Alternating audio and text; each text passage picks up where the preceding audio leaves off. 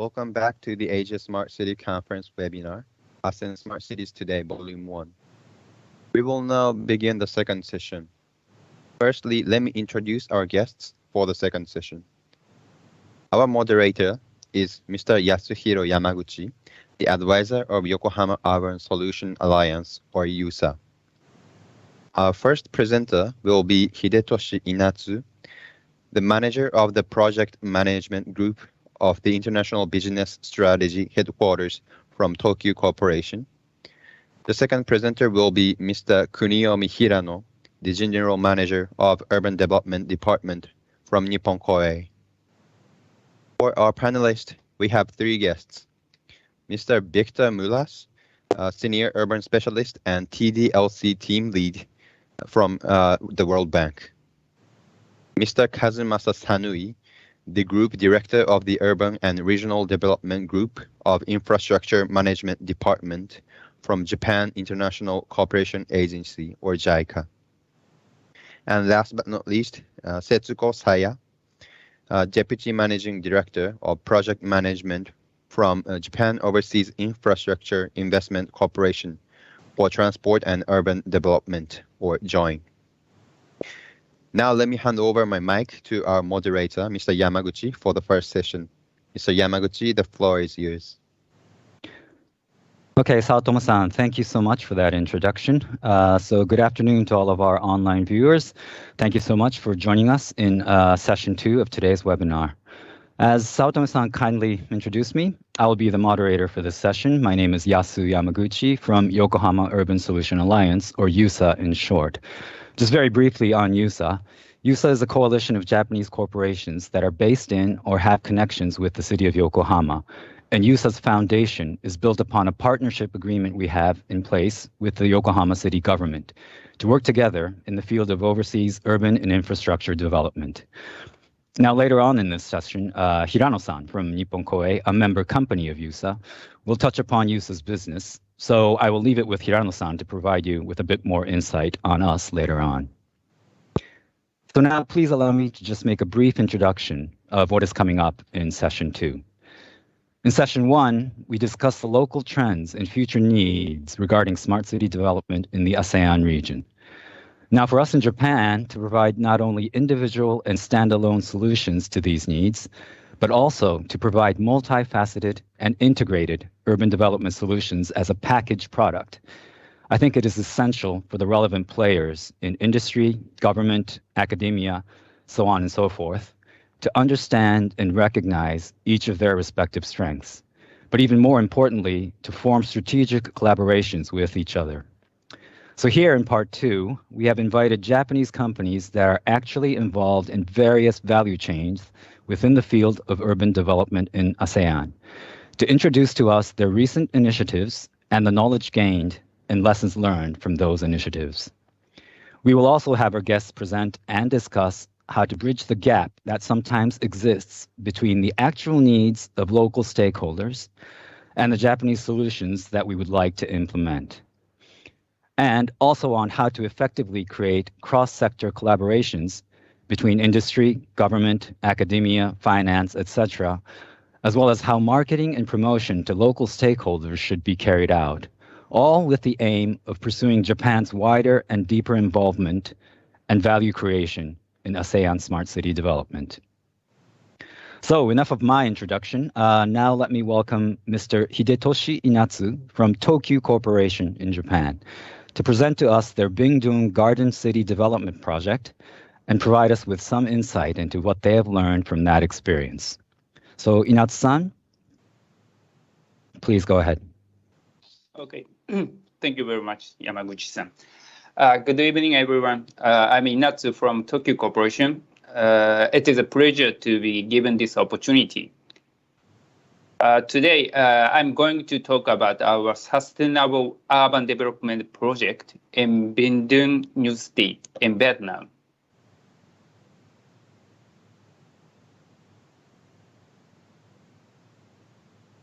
Can you see my presentation?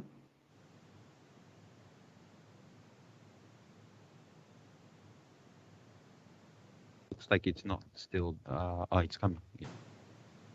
Yes, it's ready. Okay, thank you. Okay, firstly, I would like to give you an overview of our business in Japan. Tokyo Corporation is a company producing a total lifestyle mainly in Tokyo with three core businesses, which are transportation, trains and buses, real estate, houses and offices, and lifestyle services, shopping centers, and so on.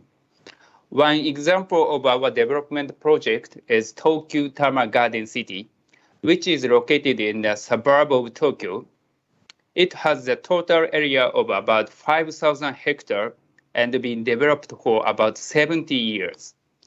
Now this city is famous for outstanding residential area. We offer various services that are essential to the lifestyle of the residents there. With the expertise acquired in Japan, we conduct businesses abroad as well. In 2012, we expanded our business to Binh New City, which is located 30 kilometers north from Ho Chi Minh City in Vietnam. This city's total area is approximately 1,000 hectares, and the population is projected to reach 125,000 people in the future. We established a joint venture with the local company called Becamex, and since then, we have been working on the urban development with our development expertise acquired in Japan. This is the overall picture of our urban development in Binh New City. From 2012, we have been urban developing with three core businesses, as same as we do in Japan. These are main achievements. Today, I introduce some of our projects by focusing on sustainability. Firstly, I introduce Midori Park. It is the biggest residential area in the city. Over 9,000 units of condominiums and townhouses are planned to be developed. Its development concept is living in the green. We plan to develop the best residential area. With lush greenery and water feature by reusing existing natural resources as much as possible. For example, we redeveloped an existing stream. Now it became the waterfront area where families with children play safely. Next is the commercial area, Hikari.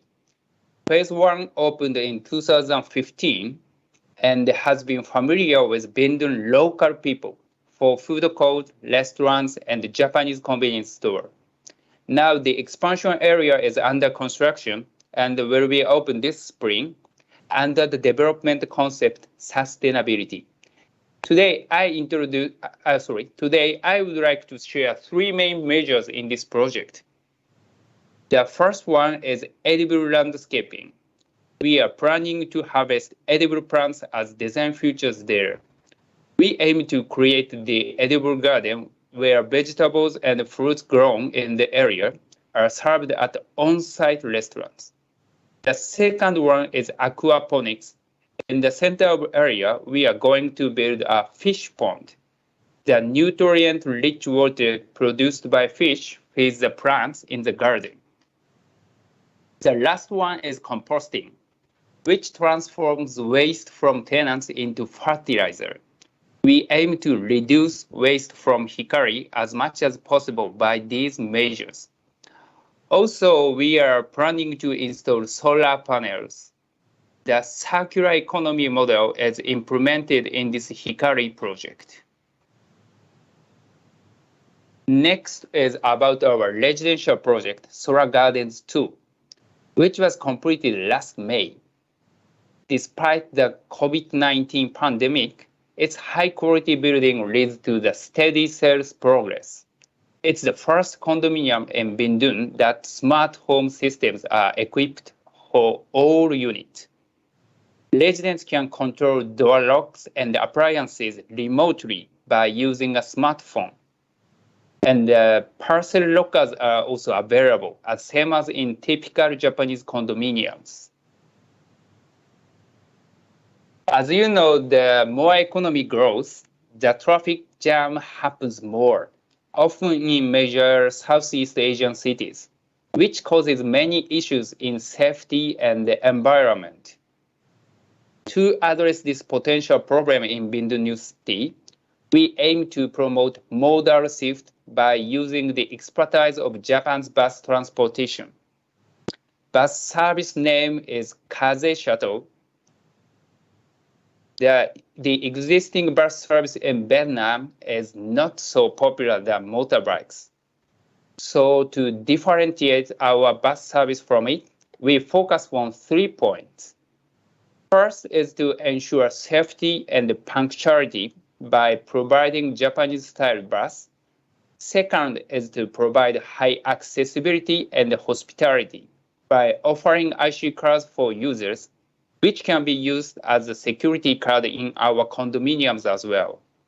The last one is to make it environmentally friendly by introducing compressed natural gas buses.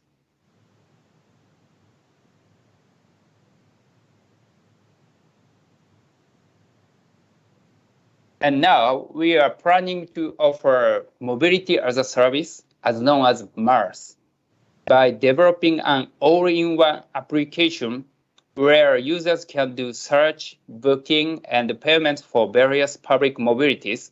We believe that this city will be more convenient. And we will be able to accelerate models. We intend to team up with the other organizations as technologies are being developed rapidly in the MaaS field. Our strength is not only real estate development, but also town management. Finally, I introduce some measures for town management. Aimed to create prosperity, various events will continue to be held throughout the year as shown in this slide. Also, we have been attracting a variety of institutions such as schools. That brings me to the end of my presentation. Thank you for all your attention. Thank you so much, Inatsu-san. I think that was a fantastic and successful example of how Japan can apply its smart and sustainable city development knowledge to ASEAN development needs. Now, we'll be looking forward to hearing from you a bit more in our panel discussion later on. But next up, I would like to invite Dr. Kuniomi Hirano from Nippon Koei to present to us the concept of City Management as a Service, or CMAS, as we call it, which is actually a key strategy that USA is looking to implement as well. So, Mr. Hirano, please go ahead. Thank you very much, Yamaguchi-san. Hello, everyone. Can you hear me? And is this now that slide is okay? Okay, so I'm Kuniomi Hirano. Sorry. It's in the present view mode.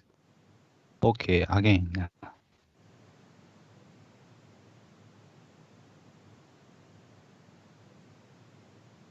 How about this?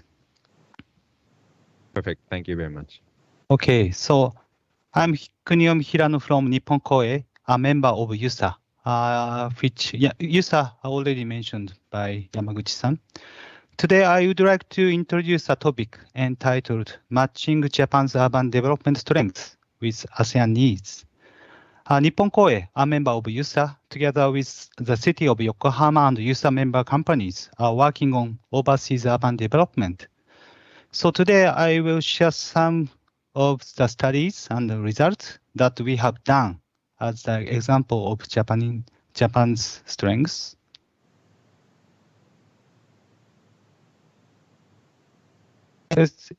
Is okay? The city of Yokohama already slide changed?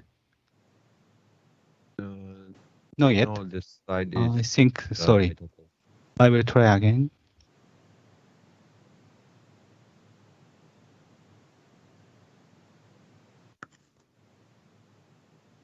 How about this? Sorry, it's not changing. I don't know what happened. Excuse me, Mr. Hirano. Yeah, Can I we? will try. Yeah, I can will we? try again. Or we can also share the screen instead, if you need it. Can I try again? One more. Yes, please. Yeah. How about this? It's working. That is perfect. Okay, thank you very much. Okay, the city of Yokohama and Yusa are working on the concept of city management as a service, so-called CMaaS, to support creation of second Yokohama overseas. We identified 3 key points for this concept. The first is to provide CMaaS by leveraging Yokohama's experiences of the urban development. The second is to organize integrator organization for consistent services from upstream to downstream. The third is to provide area management services for improvement of livable quality of life. So this is the general steps in urban development and management, starting with concept master planning to city operation management as the project value chain. These steps are based on what the city of Yokohama has been doing for decades, such in Minato Mirai 21. There are 3 key points. The first is that we are always looking to expand and continue to city operation management phase. The second is to participate from the upstream of the project to provide consistent services. The third, to achieve this, we intend to participate in the project with investment. So Yokohama and Yusa can provide a variety of services and solutions, including urban development itself, smart services, and integrated utility services to meet the needs of each city and clients. Not only equipment sales, Yusa is also trying to expand our function as the developer. Of course, it is essential to collaborate with local companies, and with the city of Yokohama, we have strengths to work on intermunicipal cooperation with local government. Currently, we are developing CMaaS in ASEAN cities. Our main clients are major local developers. We have made significant progress over past years, such as receiving direct order from local developer for concept master planning work, or signing NODA, and so on. So one of these is a relationship with Amata Corporation. Rena-san explained for us in session 1. So I will explain a little bit detail in the next slide. So we are working with Amata Corporation on several projects, one of which is in Chonburi, Thailand, near Bangkok. In Chonburi, an industrial park, which has an area over 4,000 hectares, is being developed. On the other hand, the commercial complex development is ongoing in Sabai Township with 250 hectares along the national highway. So its concept is the second Yokohama. So user solutions have been introduced for both the industrial park and the commercial complex development, as shown in the red box. So for example, Makunika, Yusa, Maezawa Industries, Kansai Electric, JFE, Gun, introducing their technologies in this area. So Rena-san already mentioned that the conceptual master plan of Sabai Township is shown here, such as CBD, retail, MICE, residential, healthcare are available.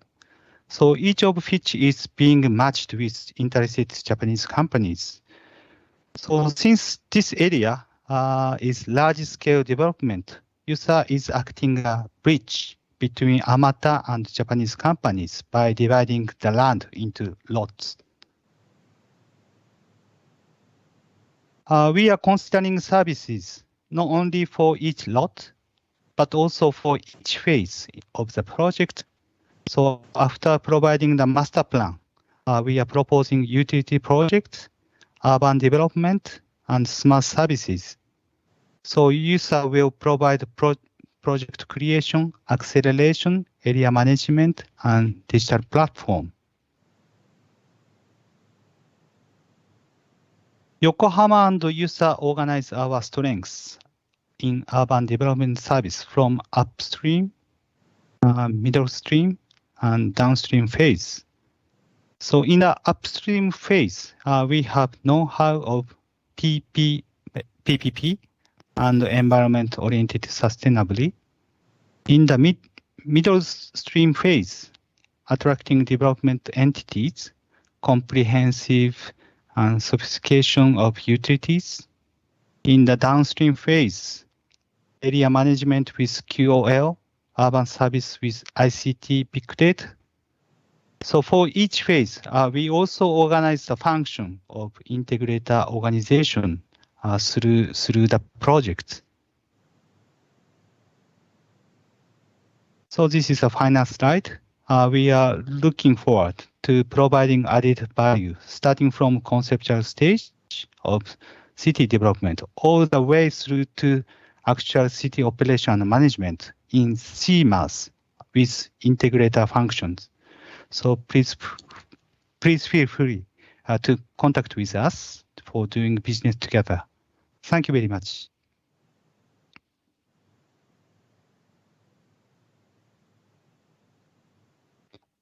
Okay, thank you so much, Hirano-san. I would like to just add that I've had the privilege of personally working closely with Hirano-san and his team these past couple of years on the CMAS and integrator concept, as well as other Yokohama-related projects. And I'm really looking forward to continue our work together to fully realize and operationalize these concepts as a solid business strategy for YUSA, of course in tandem with Hashimoto-san and his team from the city of Yokohama. Again, Hirano-san will also join us later for some further discussions. Now, next, I would like to introduce Mr. Victor Mulas from TDLC, a branch organization of the World Bank. So far, we have heard from Inatsu-san and Hirano-san on their experience and insights regarding the implementation and application of their respective solutions. I think they're both great examples of what Japan can offer in the urban development smart city field. But next comes the question of how can we effectively let the world know of these and other solutions that we have to offer? And how can we collaborate with international organizations to achieve this? Now, I would like to hand over the mic to Victor to introduce to us his organization, the TDLC, and to give us some hints on answering these questions. So, Victor? Thank you very much. Those were very good questions from the position that I have, where we are trying exactly to do that and to support the Japanese practices to be more spread in the world, especially in developing countries. So let me just do an introduction of the World Bank Tokyo Development Learning Center. And what do we do so the audience can learn more about how to use these instruments that provide access to global audiences. So I will start sharing my presentation, which I hope you are seeing. If not, just let me know. Otherwise, I will continue. So we'll start by saying that TDLC is a global knowledge hub that the World Bank have, and it's specialized in urban practices. And we're based in Tokyo. We could be based in any other place. The World Bank has several knowledge hubs around the world. And the idea that is based in Tokyo is because in urban solutions and urban practices, Japan is one of the leadings of the world. And what we want to do through the Tokyo Development Learning Center is to connect all those practices and experiences that are in the public and the private sector, and for them to be more known globally, but especially applicable to developing countries. So we cover a series of topics, and as I said, we're focusing on urban development, but urban development in general and related topics are cross-cutting. It regards to things that we can do to support cities around the world. And that goes from basic urban development strategies like compact city, metropolitan planning, and so on, to utilities and services, urban transportation, disaster risk management, city competitiveness, smart cities, and so on and so forth. So the beauty of this is can be cross-cutting and is related to any activity that is done in city. Moreover, one of the things that we focus on is what are the next next items that cities are struggling with, but they need to develop. And Japan for that is an area where we see the cities being very dynamic. So we've been working, looking at demand around the world on areas where Japan can really contribute. And that's what we call frontier topics. And you can see the evolution of those frontier topics that we've been working on to develop with Japanese expertise and practices. And that was, for instance, aging cities. How do you work with cities to prepare more for an aging population? Creative cities, thinking more about creative industries. How do we leverage all those creative talent and industries that are so vibrant, for instance, in Japan to create more economic development and support urban regeneration and revitalization. Healthy cities was developed last year following the pandemic, just to find solutions for well-being. Or low carbon cities is the topic we are working now. And that's a very important topic because all cities in the world are trying to see how do we go into zero carbon emissions. And Japanese cities are leading into that and adding into the debate. As cross-cutting themes, of course, smart cities and smart technologies together with quality infrastructure investment. Just very simply for you to know, we have several programs that we do. Some of them are knowledge programs internally for World Bank projects that are currently designing investment operations. That means operations where they are going to invest in a public policy program that is going to have investments in partnership with the private sector around the world. And we bring them here. We also develop experts and expertise from Japan to those countries to try to implement best practices over there. And we also codify knowledge around those best practices that we identify, Japanese or global and Japanese together. Just to give you a sense, we work in collaboration with 6 cities. This is the city partnership program. Yokohama is one of them, and it has a very strong role. Actually, we've actively worked together and deploy expertise of Yokohama in developing countries. But you can see the rest of the cities. This doesn't mean that these are the only cities we work with. We look at practices all around Japan. And we also work with the private sector and academia with what we call the community of experts. We look also at expertise that is individual and it's over there. So, for instance, we've collaborated with different entities to learn more, like, for instance, for real estate developers like Tokyo or consulting firms that work together with them. And finally, we codify, and you can see some of the publications. We did one recently with Yokohama Urban Design sketch. We also look at different models. And then we do a special speaker series with have very interest on Japanese practices from around the world. Those were about low carbon cities, for instance, or creative cities that we did. Finally, just to get a sense of what is our impact and connection to developing countries' investment possibilities. This is in the last 4 years, the impact that we had. We collaborated with projects that entitle around 60 billion of committed lending of programs in over 80 countries. So this is kind of a gateway that allows you to start seeing what are the different programs that the World Bank is doing and how do you interact with them if you want to. I'm going to finish here the presentation because I think we are tight with time, but I'm happy to answer questions if you have any afterwards. Thank you very much.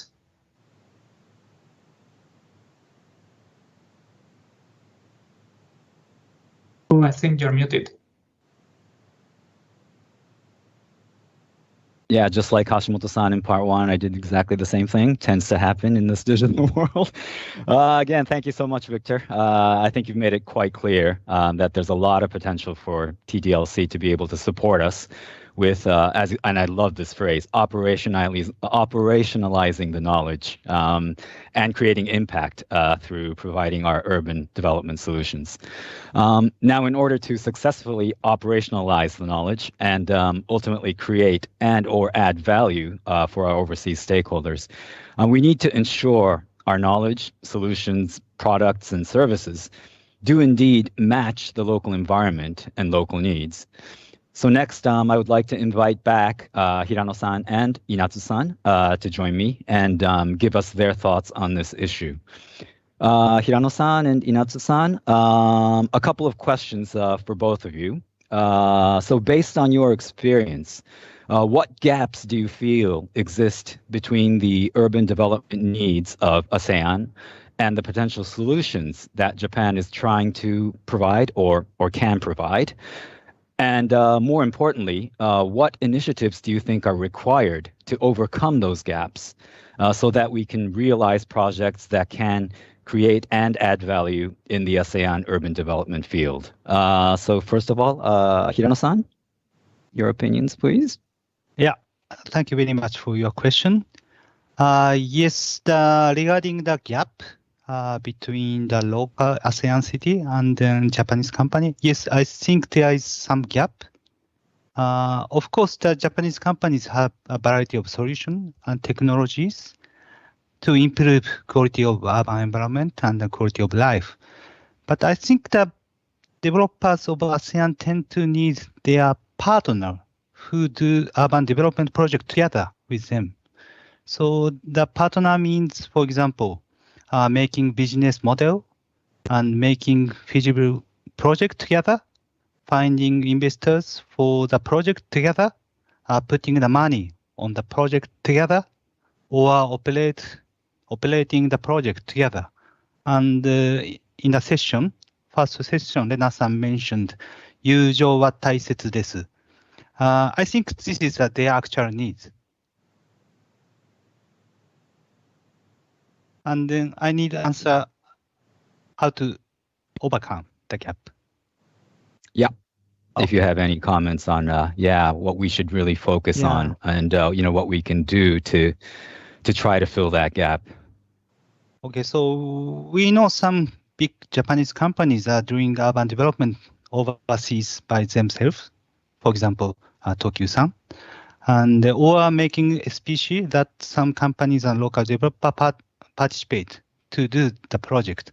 On the other hand, a lot of Japanese companies are facing difficulty to be the project partner because of lack of experiences, lack of risk management, less of consensus inside the company, or lack of the budget. But I believe such companies has intention to join the project overseas. So it's important to coordinate between such interested companies, link up, and participate together on urban project. So such mechanism and function are necessary. So one of its answer shall be what Yokohama and USA are doing, and which I explained. That is the integrated organization. Of course, the support from Join and JICA, who later explain as the presenter, is also important for that project. Thank you. Okay, thank you so much, Hirano-san. And next, Inatsu-san, same question to you. So, what sort of gaps did you actually face in your project, particularly in Vietnam and maybe some other projects? And what do you think are the key factors that we need to keep in mind to overcome those gaps? Okay, I will answer by different view. Firstly, we Japanese companies must recognize that local developers and contractors in ASEAN already have enough development capability. So Japanese companies must provide higher quality and technologies to successfully expand its business abroad. Perhaps it is some smart city technologies. However, the reality is the main measures to monetize smart city business are real estate sales and leasing profit. Therefore, the level of technologies to be provided should be matched with the market price of real estate, I think.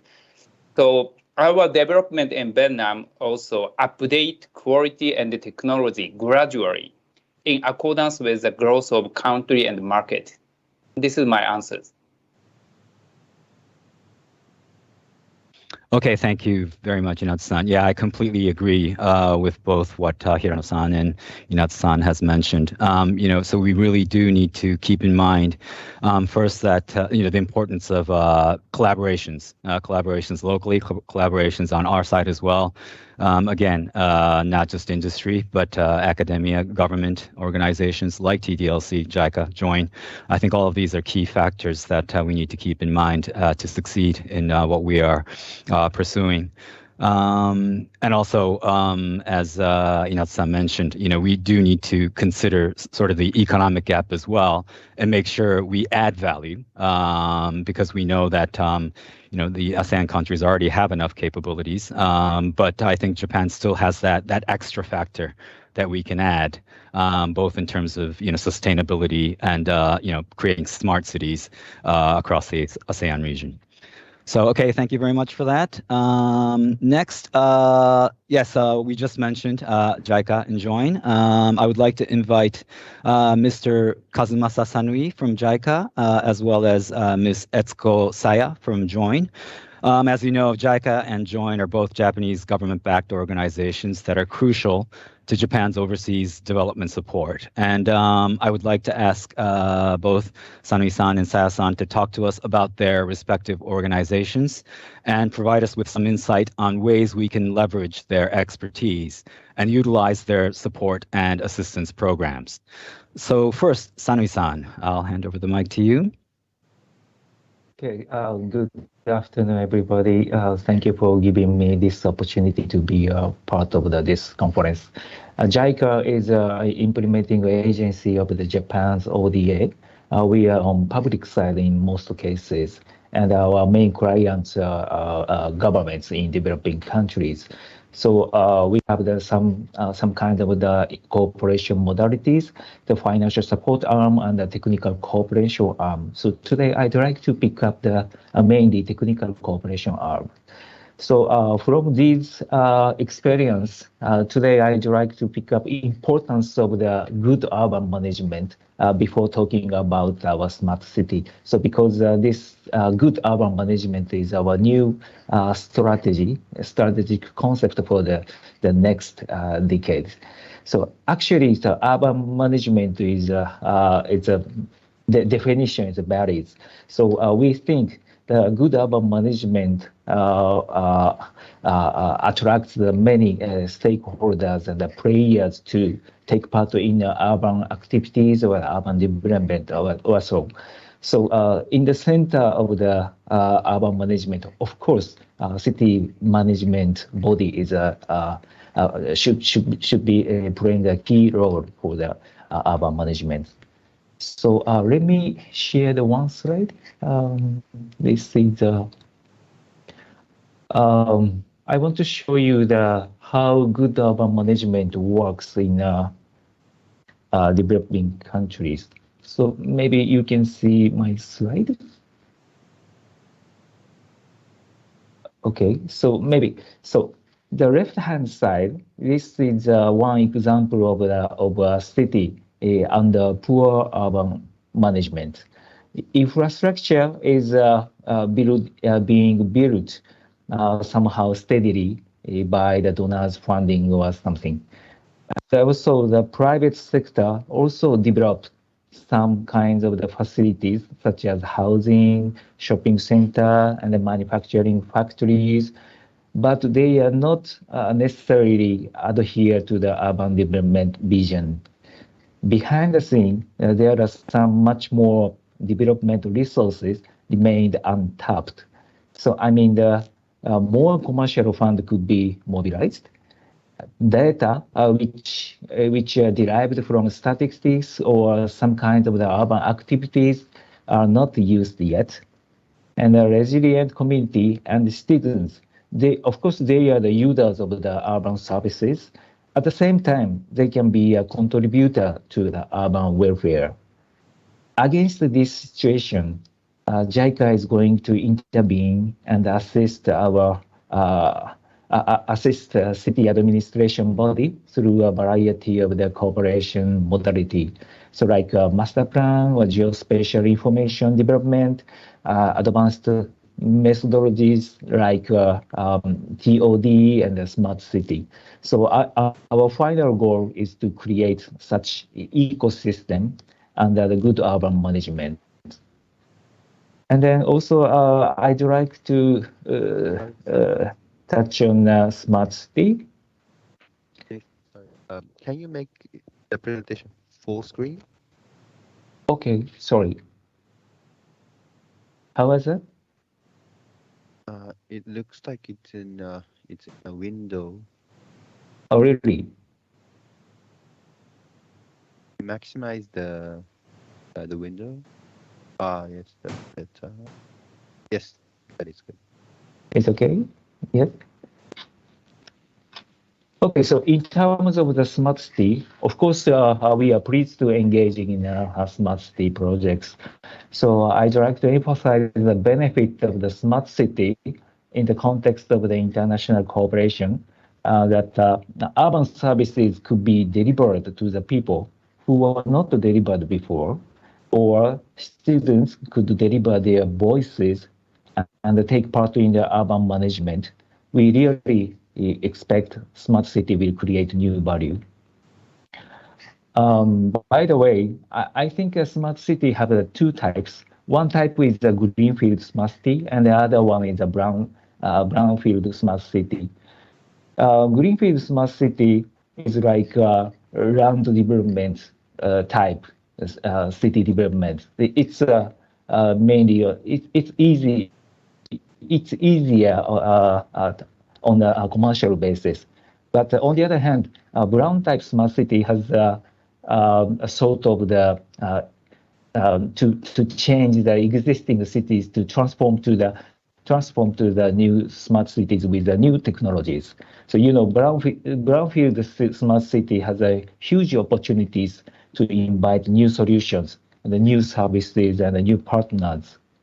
But looking at the government side, most of them are still hesitating to take actions to be a smart city.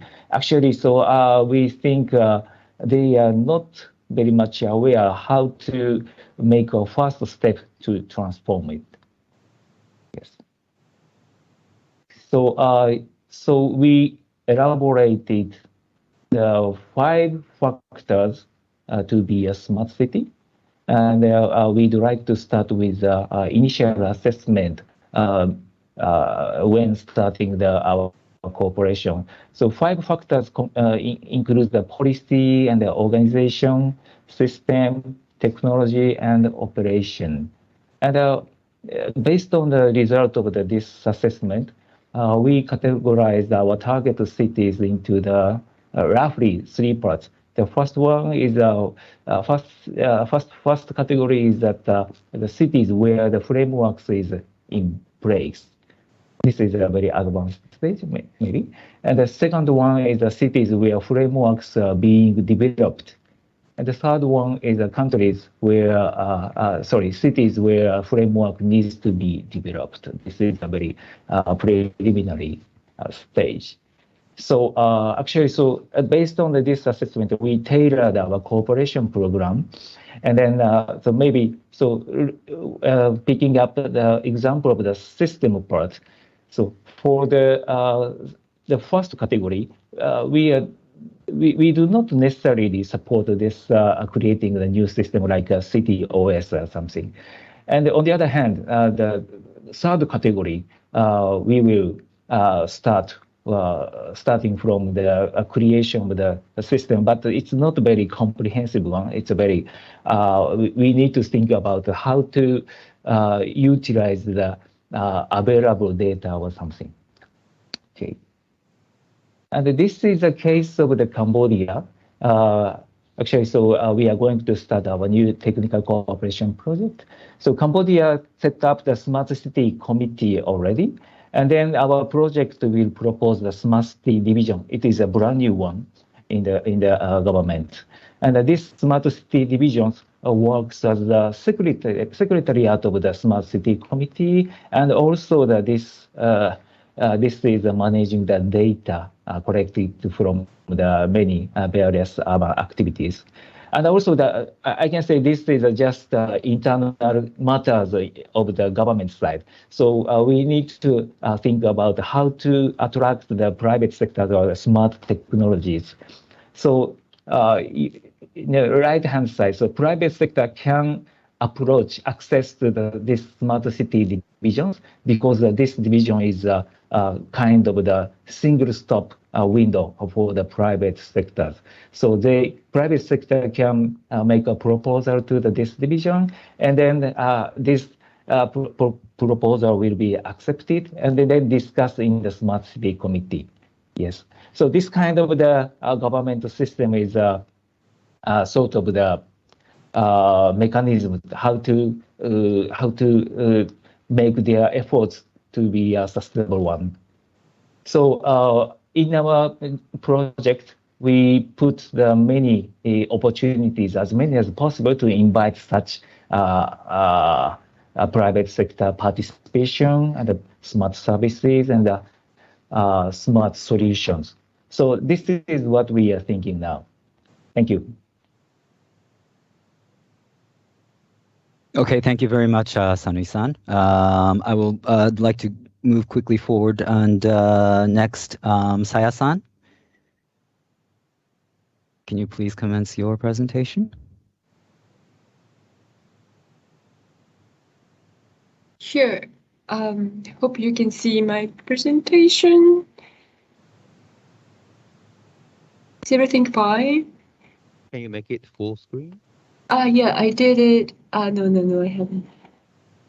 Okay, hope it works. Thank you very much for having me here. I'm Setsuko Saya from JOIN. JOIN is abbreviation of Japan Overseas Infrastructure Investment Corporation for Transport and Urban Development.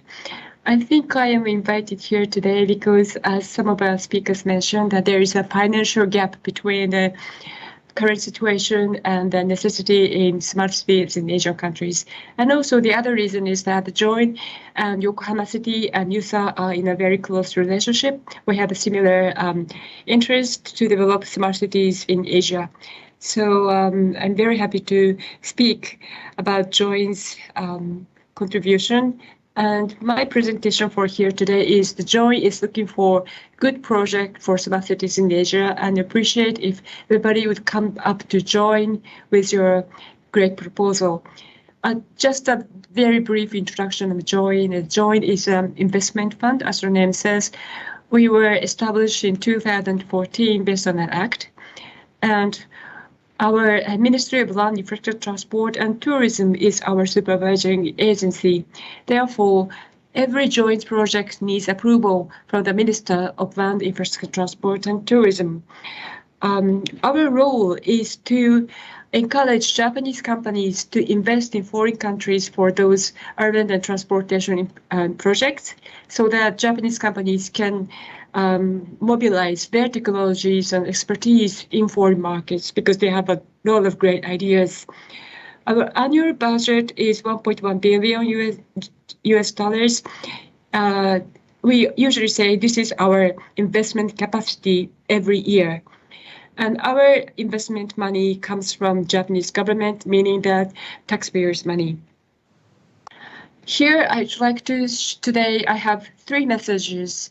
First message is where we invest. And our conclusion is we invest in smart cities.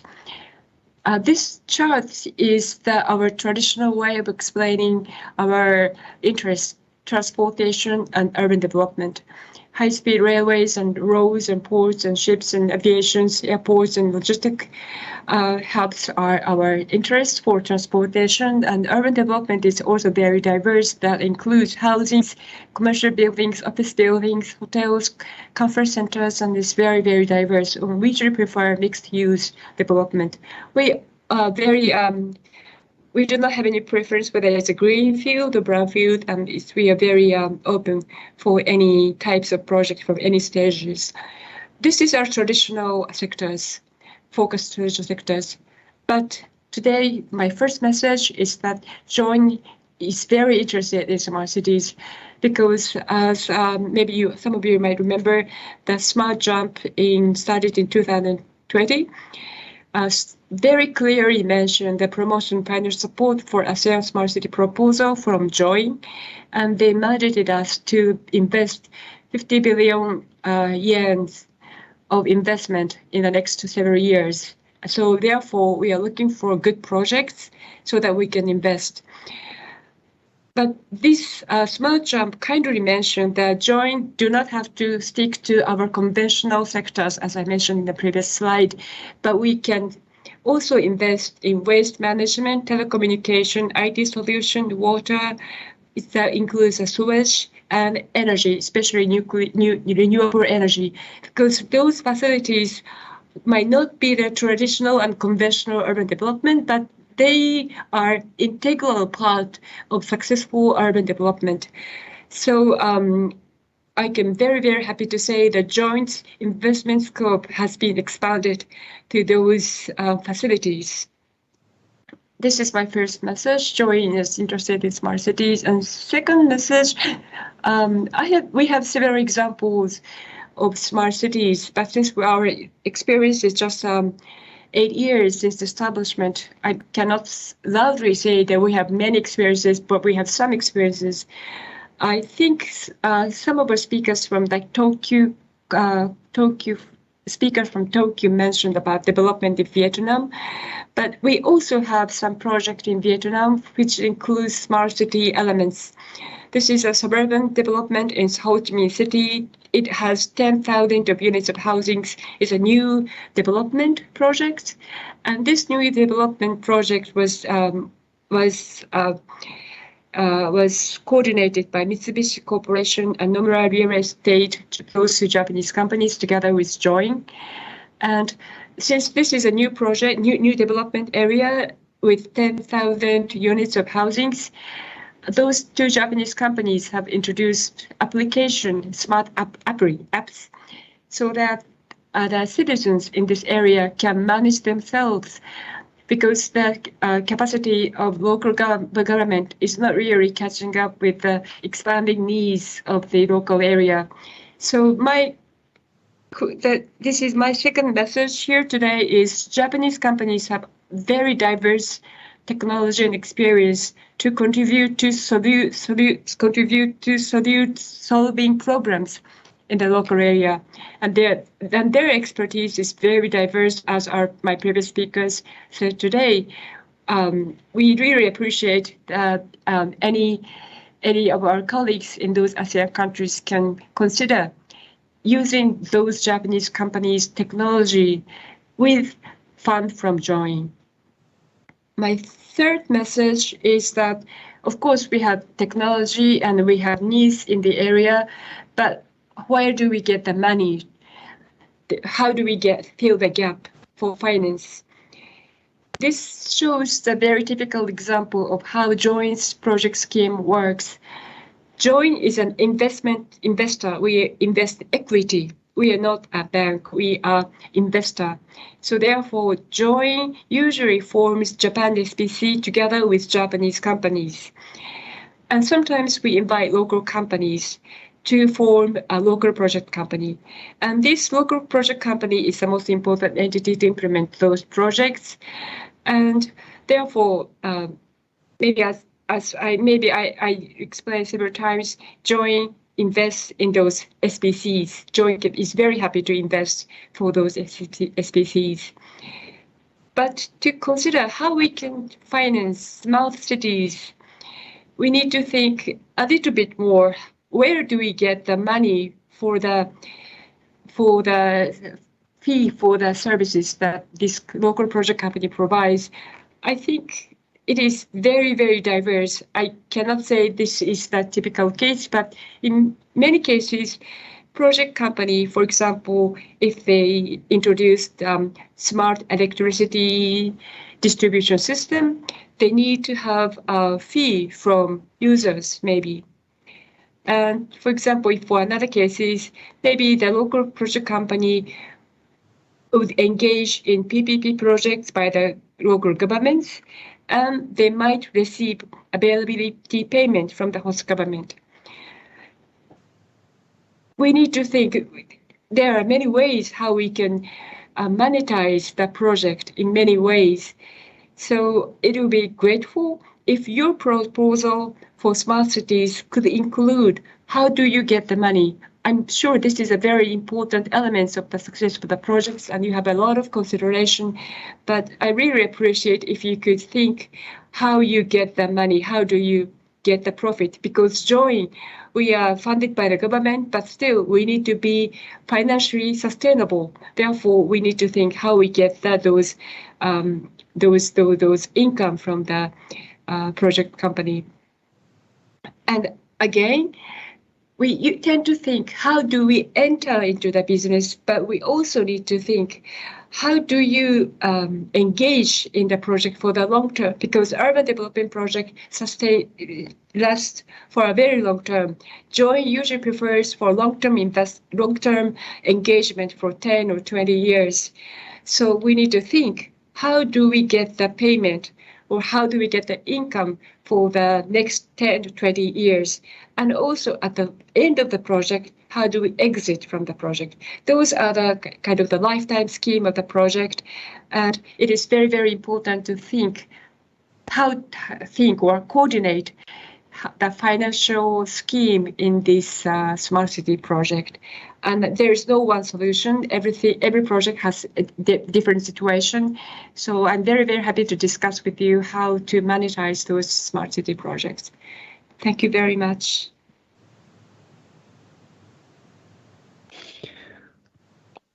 Okay, thank you very much, Saya-san, and both Sanui-san as well. Now, I personally believe public and private sector collaborations are a key success factor for us to export and implement Japan's urban development expertise. And I think it's quite clear now that both JICA and JOIN, with their significant capabilities in providing both technical and financial support, both short-term and long-term, as was mentioned, both having various modalities and schemes to implement that kind of support. They're both fantastic candidates for us to consider in forming partnerships and collaborations. So thank you very much. And that's it from our guests for part 2.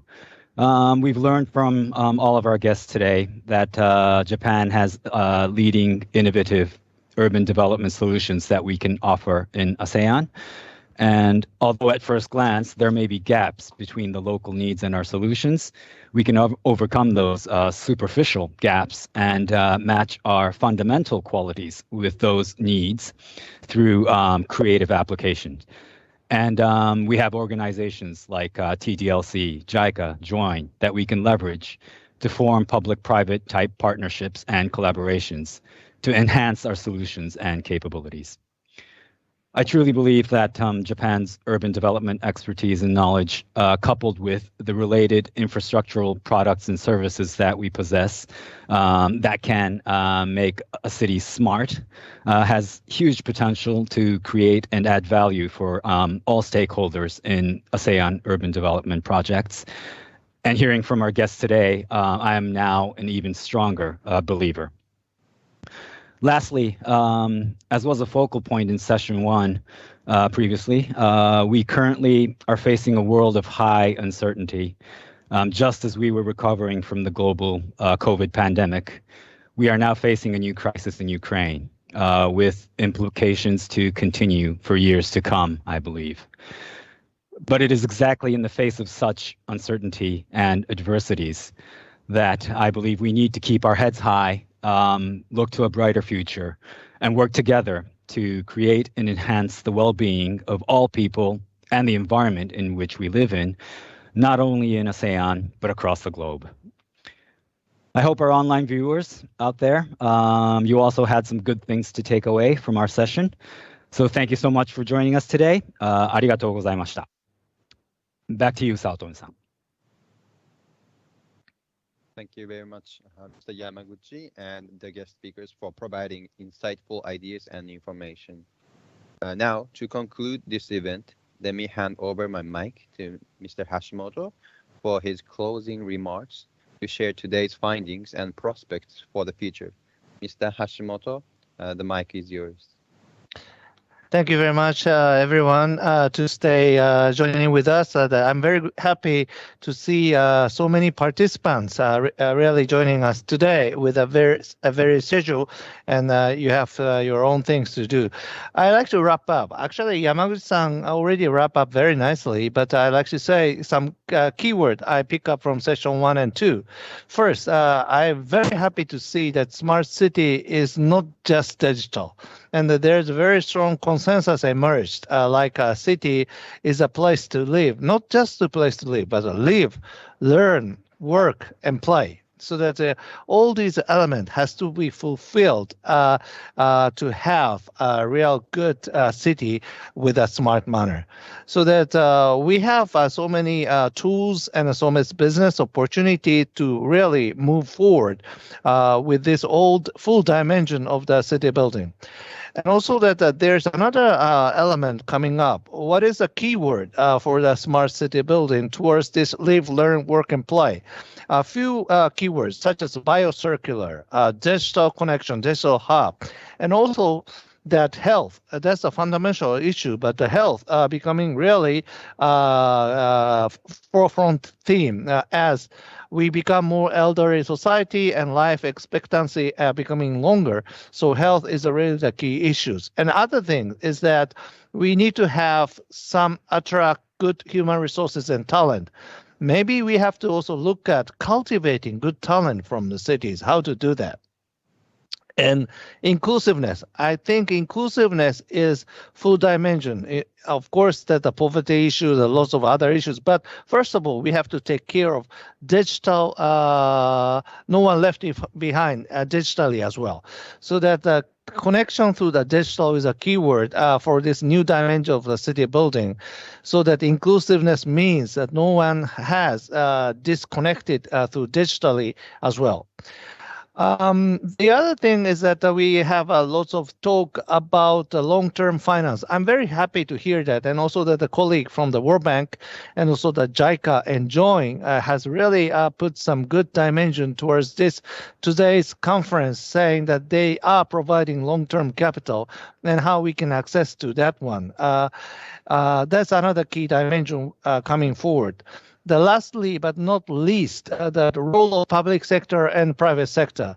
As I mentioned initially, that city building tend to be domain in the public sector in the so-called developed world.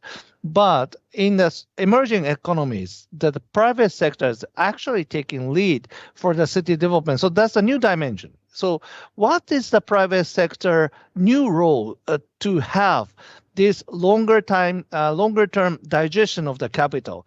Because we all know that the private sector is really following, or they always try to catch up with a short-term gain and short-term profit.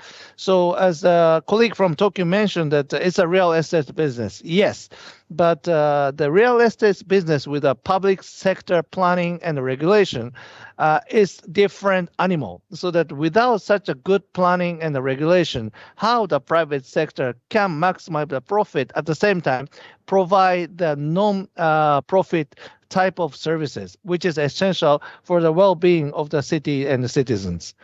I think that's all. But today, we all know, as Yamaguchi-san already mentioned, peace. I think we have really take this piece as a matter of fact, or the grant piece is there, but it's not there. We have to really create and make it happen. So in that sense, that today we have all the faces of our participants. We recognize each other. So without a face, we may tend to have a conflict. But if we know each other, we try to avoid a conflict. That's the important factor. So let's keep connected. Keep on discussing these things, and then let's keep on having the friendship and solidarity, so we all can provide the good city.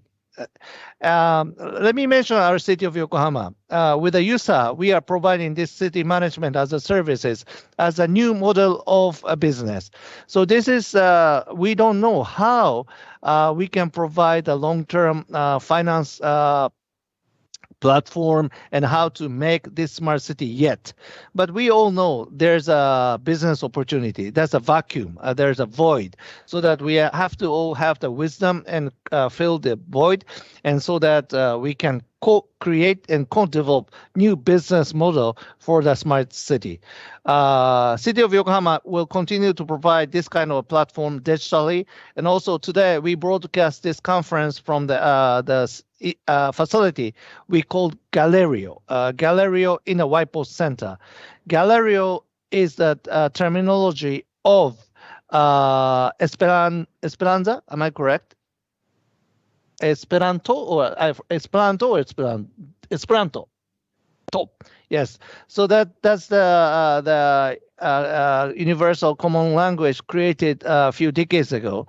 So the Gallerio means that it's a gallery for every good people to gather and create a new wisdom together. So we will continue to provide this kind of a digital connection, but I hope soon we will see each other face to face in the real world as well. I think that's all we have to say today, and thank you very much for joining. And I will give this mic back to Saotome-san. Am I correct? Yep. All right. Thank you very much. Okay, thank you very much, Mr. Hashimoto. This concludes today's ASEAN Smart City webinar. In case you have any comments or consultations, please reach out to the Secretariat of this event. And once again, thank you all very much for participating in today's webinar, and we are looking forward to seeing you all again soon. Bye, and have a good day.